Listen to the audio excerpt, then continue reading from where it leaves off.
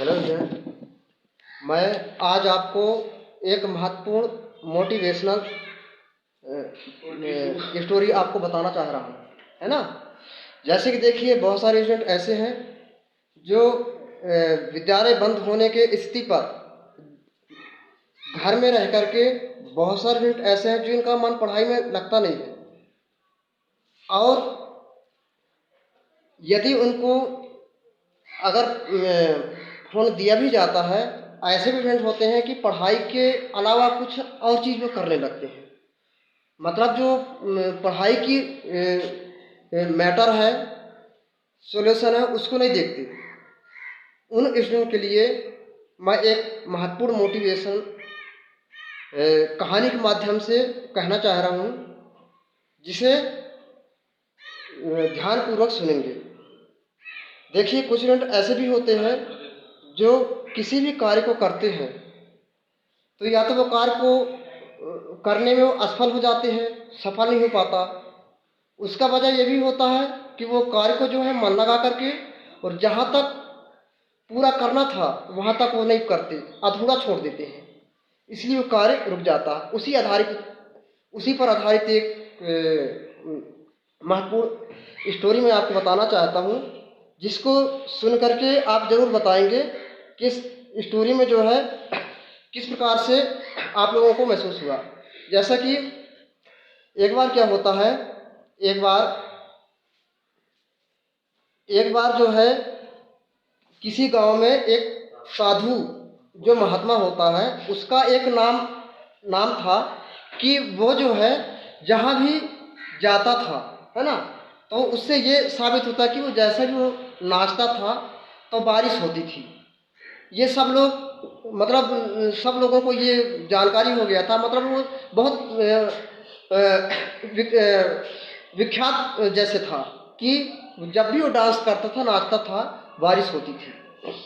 एक बार क्या होता है, किसी गांव में चार लोग जो ज़्यादा पढ़े लिखे होते हैं, वो उनको ये जानकारी पता चलती है कि एक महात्मा के नाचने से बहुत ज़्यादा बारिश होती है, तो हम भी इसी प्रकार नाचे तो हम भी बारिश हो जाएगी, हमारे यहाँ बारिश हो जाएगी। ऐसा सोच करके वो जो है प्लान बनाते हैं, है ना। तो क्या होता है, जब वो किसी दिन नाचने का प्लान बनाते हैं, तब उस समय महात्मा जी को भी बुलवाया जाता है। जब महात्मा जी और वो लड़के जब इकट्ठे हो जाते हैं, तब उन्होंने जो है आपस में शर्त लगाते हैं कि हमारे नाचने से भी, जब आपके नाचने से भी वर्षा होती है तो हमारे नाचने से भी वर्षा होगी। ऐसा जो है महात्मा जी के साथ वो बात रखते हैं, है ना। तब क्या होता है, महात्मा जी जो है इस बात से वो भी राजी हो जाते हैं, और वो नाचने के लिए जो है आग्रह कर देते हैं। अब एक एक करके चारों लड़के जो है वहाँ नाचने लगते हैं।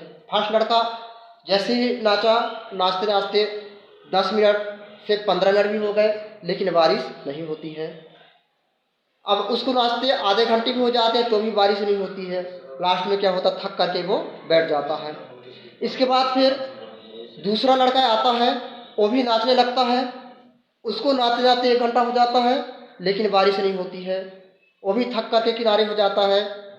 तीसरा लड़का नाचने लगता है, उसको भी नाचने आते 1 घंटे हो जाते हैं, लेकिन बारिश नहीं होती है, वो भी थक करके बैठ जाता है। अब लास्ट में चौथा लड़का भी नाचने लगता है। देखिए, नाचते नाचते उसको भी 1 से 1.5 घंटे भी हो जाते हैं, तो भी बारिश नहीं होती है। अब क्या होता है, चारों लड़के किनारे हो जाते हैं। अब बारी आती है महात्मा की, साधु की बारी आती है कि उसके नाचने से क्या वर्षा होती है या नहीं होती है। तो देखिए, अब जैसे ही महात्मा जी नाचने में तैयार हो जाते हैं और वो नाचना शुरू कर देते हैं, नाचते रहते हैं, 1 घंटे 2 घंटे भी व्यतीत हो जाते हैं, लेकिन वर्षा का कोई पता नहीं चलता, बारिश का कोई पता नहीं चलता। तो भी महात्मा जी जो है वो भी हार नहीं मानने वाले में से हैं। वो नाचते रहते हैं। पूरा दिन का भी समय निकलने लगा, शाम होने लगी, लेकिन शाम के आते आते ऐसा समय पहुंचता है कि चारों दिशाओं में बादल जो है गड़गड़ाने लगते हैं, मौसम वर्षा की होने की स्थिति पर हो जाता है और कुछ ही समय के पश्चात वर्षा जो है होने लगती है और महात्मा जी जो है नाचने लगते हैं, है ना। इस तरीक़े से जो है साधु के नाचने से जो है वर्षा हो जाती है। तो दोस्तों ये कहानी बताने का श्रेय ये है कि महात्मा जी ने जो है पूरे समय तक उनके अंदर उसने लक्ष्य बना लिया कि जब तक वर्षा नहीं होगी तब तक मेरे को नाचना ही है ना। उन्होंने हार नहीं माना। यदि वह हार मान करके यदि किनारे हो जाते तो क्या वर्षा होती? वर्षा नहीं हो पाती, है ना।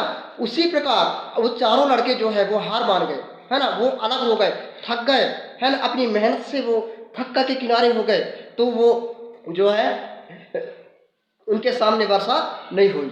उसी प्रकार आप लोगों को भी करना है ना। आप लोगों को भी अपने लक्ष्य की ओर मेहनत करना है और लक्ष्य की ओर जाना है। क्योंकि देखिए अभी आप लोग घर में हैं, घर में आपका जो शिक्षक से आपकी दूरी है कहा जाए तो, है ना, तो आपको जो यहाँ से मार्गदर्शन दिया जाता है वीडियो के माध्यम से या जो आपके घर में मतलब किताब वगैरह हैं उनको उनके माध्यम से जो है आपको निरंतर अपनी पढ़ाई को जारी रखना है ना। पढ़ाई से आपको अलग नहीं होना है ना, तभी आप जो है अपने लक्ष्य को या आप एक सफल स्टूडेंट बन पाएंगे।